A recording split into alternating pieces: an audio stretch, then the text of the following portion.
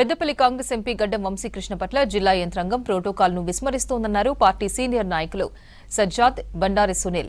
MP గడ్డం వంశీకృష్ణ కార్యకలాపాలపై కొందరు జిల్లా అధికారులు నిర్లక్ష్యం చేస్తున్నారన్నారు. వారు ప్రోటోకాల్ ఎందుకు పాటించడం లేదని ప్రశ్నించారు. ఎంపీ వంశీకృష్ణ దళితుడైనందుకే కొందరు అవమానిస్తున్నారన్నారు. జిల్లా వ్యాప్తంగా జరిగిన ఇందిరమ్మ చీరల పంపిణీ కార్యక్రమంలోనూ ఎంపీ వంశీకృష్ణ పేరును చేర్చలేదని మండిపడ్డారు కాంగ్రెస్ సీనియర్ నేతలు.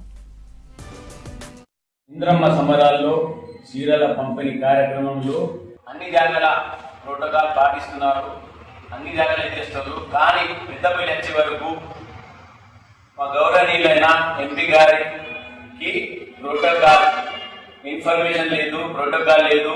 కావాలని అధికారులు తప్పుదోవ పట్టించుకుంటా ఇటు ప్రజలకు, ఇటు నాయకులకు, ఇటు అధికారులకు చేస్తున్న వారికి ఎన్నోసార్లు చెప్పినా, ఎన్నోసార్లు కాంప్లైంట్ ఇచ్చినా కూడా అదే పద్ధతిలో నడుస్తున్నారు.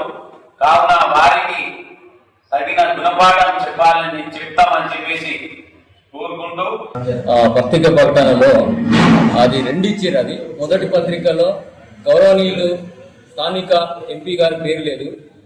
ఎందుకంటే ప్రజల చేత ఎన్నుకోబడినటువంటి వారు, ప్రజలందరి చేత ఓటర్ల ద్వారా ఎన్నుకోబడినటువంటి వారు అందరినీ సమానంగా చూడవలసిన బాధ్యత గౌరవనీయులైన డిఆర్డిఏ పీడీ గారికి ఉంటుంది, అధికారులందరికీ ఉంటుంది, అట్లానే కలెక్టర్ గారికి కూడా ఉంటుంది.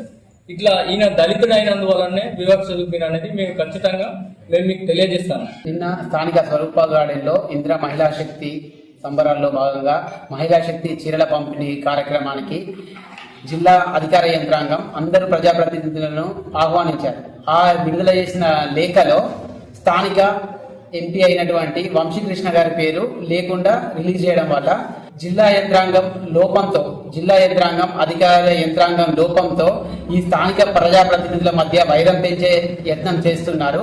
దీన్ని మేము తీవ్రంగా ఖండిస్తున్నాము. జిల్లా అధికారి బాస్ అయినటువంటి కలెక్టర్ గారు చొరవ చూపి డిఆర్డిఏ పీడీ ఎవరైతే కాలందరి ఉన్నారో వారిపైన వెంటనే చర్యలు తీసుకొని